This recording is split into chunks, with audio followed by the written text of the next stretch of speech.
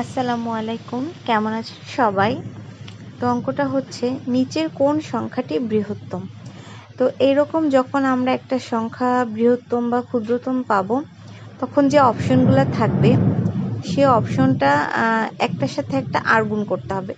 যেহেতু এখানে বলা হচ্ছে যে নিচের কোন সংখ্যাটি বৃহত্তম, তো সেজন্য আমরা বৃহত্তম দুইটা যখন আর গুণ করবো তখন যেটা ক্ষুদ্রতম সেটা বাদ দিয়ে দিব। যেমন 6/11 এবং হচ্ছে 8/14। হ্যাঁ, 6-এর সাথে 14 গুণ করলাম 84 হলো, এবং 11-র সাথে 8 গুণ করলে 88 হলো। তাহলে এই দুইটার মধ্যে মানে বড় কোনটা? বড় হচ্ছে 88।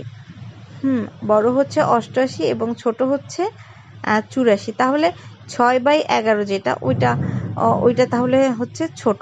তো যেহেতু বড়টা চাইছে তো ছোটটা ওইটা আমরা বাদ দিয়ে দিলাম।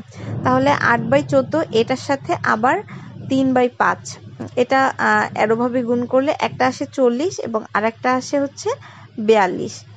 তো 42 যেটা আসে ওটা আমরা রেখে দিব, কিন্তু 40টা বাদ দিয়ে দিলাম। মানে 8/14 এটা বাদ দিয়ে দিলাম।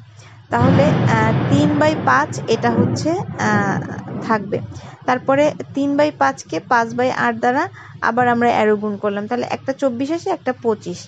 তো যেটা 25 আসে তাহলে সেটাই হচ্ছে বৃহত্তম।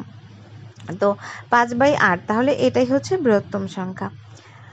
তারপরে একটা অঙ্ক আছে, যদি 2 × 3 সমান হচ্ছে 812 এবং 4 × 5 সমান 1620 হয়, তবে 6 × 7 কত? তো এটাই হচ্ছে একটা মানসিক দক্ষতার একটা অঙ্ক আর কি।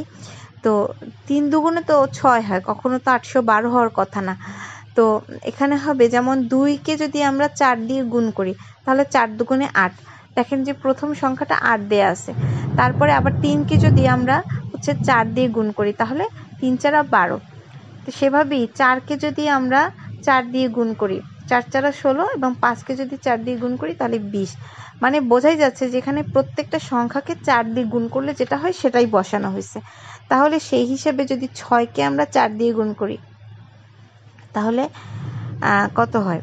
4 × 6 = 24 এবং 7কে যদি আমরা 4 দিয়ে গুণ করি তাহলে 4 × 7 হচ্ছে 28। তো এটাই হচ্ছে উত্তর। তো আশা করছি সবার ভালো লেগেছে। সবাই ভালো থাকবেন। আল্লাহ হাফেজ।